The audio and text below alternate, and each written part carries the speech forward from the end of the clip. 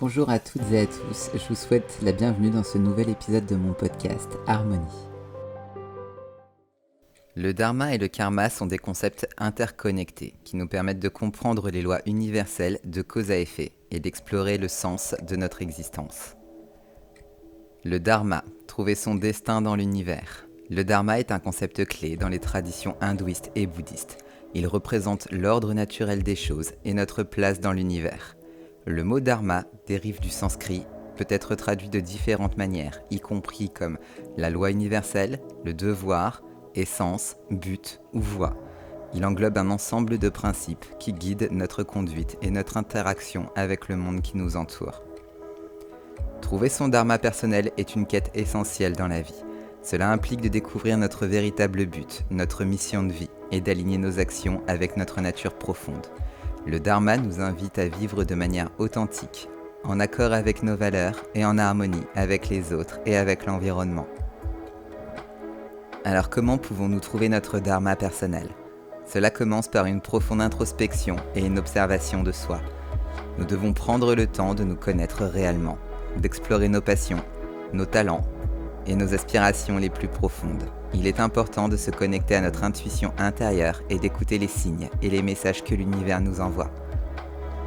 Une fois que nous avons une idée claire de notre dharma personnel, il est essentiel de l'incarner dans nos actions quotidiennes. Cela signifie vivre en accord avec nos valeurs et faire les choix alignés avec notre but. Cela peut impliquer des changements de carrière, de mode de vie ou de relations afin de créer un environnement qui favorise notre épanouissement et notre accomplissement. Le dharma ne se limite pas à notre propre bien-être. Il englobe également notre relation avec les autres et avec le monde qui nous entoure. Vivre en harmonie avec les autres et agir pour le bien commun fait partie intégrante du dharma. Cela nécessite une attitude de compassion, de respect et d'entraide envers tous les êtres vivants.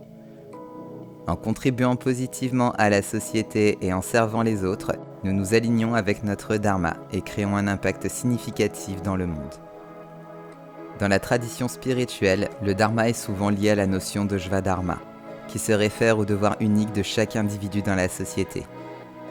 Chacun de nous a un rôle différent à jouer dans la vie, que ce soit en tant que parent, professionnel, ami, enseignant, artiste, etc. Le svadharma nous rappelle que chaque rôle est précieux et que nous devons nous efforcer de l'accomplir avec dévouement et excellence.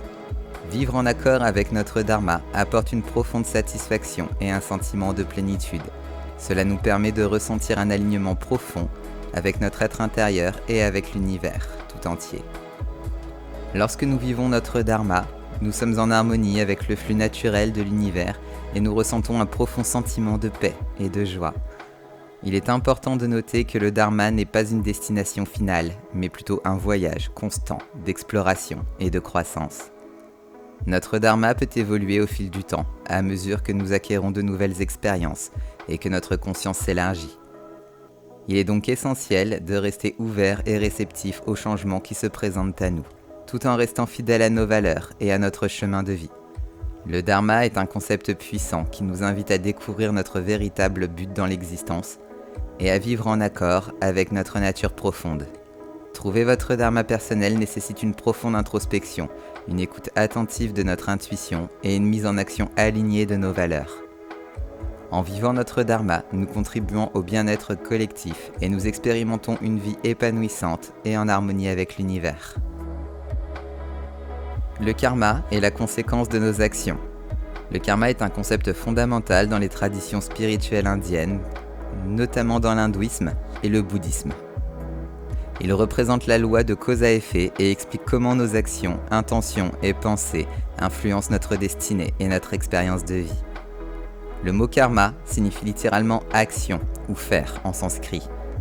Selon la philosophie du karma, chaque action que nous entreprenons a une conséquence, que ce soit immédiatement ou à long terme. Ces conséquences peuvent être positives, négatives ou neutres, et elles déterminent notre chemin dans cette vie et dans les vies futures, selon les croyances de la réincarnation. Le karma est souvent comparé à une balance cosmique, où nos actions positives ajoutent du poids du côté de la récompense et de l'épanouissement, tandis que nos actions négatives ajoutent du poids du côté de la souffrance et des obstacles. Cependant, il est important de noter que le karma n'est pas une forme de punition ou de récompense arbitraire, mais plutôt une loi naturelle basée sur la causalité. Le karma se manifeste à travers de 3 principes essentiels: l'intention, l'action et les conséquences. Tout d'abord, il y a l'intention, qui motive nos actions. Les intentions positives, comme l'amour, la compassion, la générosité, engendrent des actions positives et des conséquences bénéfiques. A l'inverse, les intentions négatives, comme la haine, l'avidité et la tromperie, mènent à des actions néfastes et à des conséquences défavorables. Ensuite, il y a l'action elle-même. Chaque action que nous entreprenons, qu'elle soit physique, verbale ou mentale, a un impact sur notre karma. Les actes de bonté, d'altruisme et de service désintéressé créent une énergie positive qui nous revient sous forme de bon karma. Les actes nuisibles, tels que la violence, la tricherie et l'égocentrisme, créent une énergie négative qui engendre du mauvais karma. Enfin, il y a les conséquences du karma. Le karma n'est pas une réaction immédiate, mais plutôt une accumulation de causes et d'effets qui se déploient au fil du temps. Les conséquences du karma peuvent se manifester dans cette vie ou dans les vies futures, si vous croyez à la réincarnation. Elles peuvent influencer notre santé, nos relations, nos circonstances de vie et notre évolution spirituelle. Le karma n'est pas seulement individuel, il est aussi collectif. Les actions d'un individu peuvent avoir des répercussions sur la communauté dans laquelle il vit, sur la société et même sur l'ensemble de l'humanité. Cela met en évidence l'importance de la responsabilité individuelle et de la prise de conscience de nos choix et de nos actions. Comment pouvons-nous travailler avec le karma de manière positive ? Tout d'abord, il est essentiel de cultiver une prise de conscience constante de nos pensées, de nos paroles et de nos actions. En étant attentifs à nos intentions, nous pouvons veiller à ce qu'elles soient alignées sur la bienveillance, la compassion et l'amour.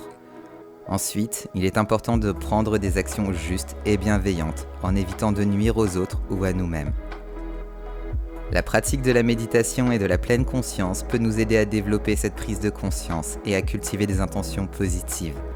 En prenant régulièrement du temps pour nous concentrer à notre intériorité, nous pouvons observer nos schémas de pensée, nos émotions et nos comportements et choisir consciemment de les transformer s'ils ne sont pas alignés avec notre véritable essence.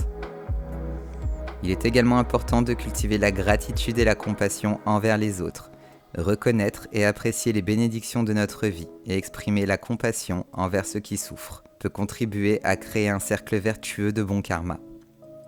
En étant conscients de notre interconnexion et de notre impact sur les autres, nous pouvons cultiver des relations harmonieuses et contribuer au bien-être collectif. Le karma ne doit pas être compris de manière fataliste, comme si nous étions condamnés à subir les conséquences de nos actions passées. Au contraire, il nous offre une opportunité d'évolution et de croissance personnelle, par la prise de conscience et la transformation de nos schémas karmiques négatifs. Nous pouvons libérer notre potentiel et nous rapprocher de la réalisation de notre pleine conscience. Le karma est un concept profond qui nous rappelle que nos actions, intentions et pensées ont des conséquences, qui façonne notre vie et notre évolution spirituelle. En travaillant avec le karma de manière consciente et bienveillante, nous pouvons créer un chemin de croissance, de compassion et d'épanouissement. Cultiver des intentions positives, prendre des actions justes et développer une conscience constante sont des clés essentielles pour vivre en harmonie avec la loi du karma et poursuivre notre cheminement spirituel. Vivre en harmonie avec le dharma et le karma est un voyage spirituel et une quête de sens qui nous invite à aligner nos actions, nos intentions et nos pensées avec les principes fondamentaux de l'ordre de la nature et la loi de cause à effet. Dans cette exploration, nous découvrirons comment cultiver une vie épanouissante, éthique et alignée. Le dharma représente notre place et notre but dans l'univers, ainsi que l'ordre naturel des choses. C'est le chemin de notre réalisation personnelle et spirituelle. En embrassant notre dharma, nous trouvons un sens profond à notre existence. Vivre en harmonie avec le dharma implique également d'adopter une attitude d'ouverture et de flexibilité. La vie est en constante évolution, et notre dharma peut évoluer avec le temps. Il est important d'écouter les signes de l'univers et de s'adapter aux changements qui se présentent à nous. Le karma, quant à lui, est la loi de cause à effet, qui régit nos expériences de vie. Chaque action, intention et pensée que nous entreprenons crée un effet qui se manifeste tôt ou tard. En cultivant notre conscience constante de nos pensées, de nos paroles et de nos actions, nous pouvons veiller à ce qu'ils soient en alignement avec nos valeurs et nos intentions. Reconnaître que nos actions affectent les autres et l'ensemble du monde nous mène à cultiver la bienveillance et l'empathie envers autrui.